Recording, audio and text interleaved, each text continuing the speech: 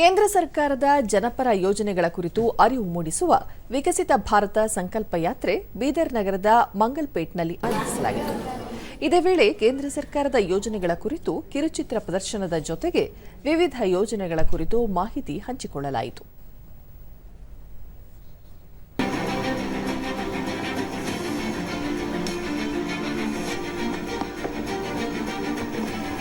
India ಹಾದಿಯನ್ನು ಸುಲಭಗೊಳಿಸಿದೆ.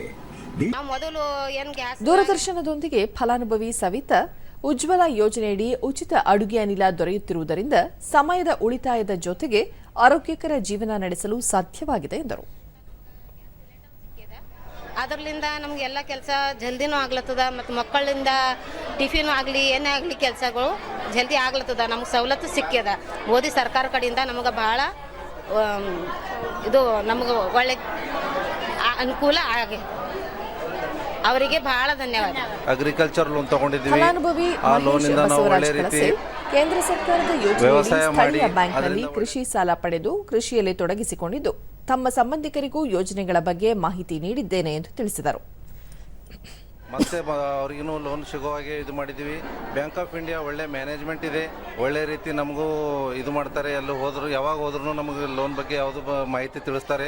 ಅದ್ರ ಬಗ್ಗೆ ನಮಗೂ ಭಾಳ ವಿಶ್ವಾಸ ಇದೆ, ಭಾಳ ಖುಷಿ ಇದೆ. ಇದೇ ರೀತಿ ಎಲ್ಲ ಬೇರೆಯವ್ರನ್ನೂ ಎಲ್ಲ ತಗೊಳ್ಬೇಕಂತ ನಾವು ವಿನಂತಿ ಮಾಡ್ತೀವಿ.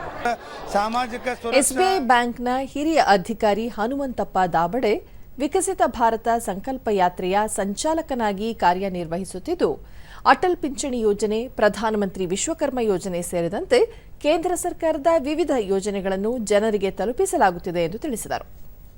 ತಿಳುವಳಿಕೆ ಕೊಡಲಿಕ್ಕೆ ಪ್ರಯತ್ನ ಪಟ್ಟಿದ್ದೀವಿ. ಜನರಿಗೆ ಇದು ಅನುಕೂಲ ತಗೋ ಅಂತೇಳಿ ಅವರಿಗೆ ಜನರಿಗೆ ವಿನಂತಿ ಮಾಡಿಕೊಂಡಿದ್ದೀವಿ.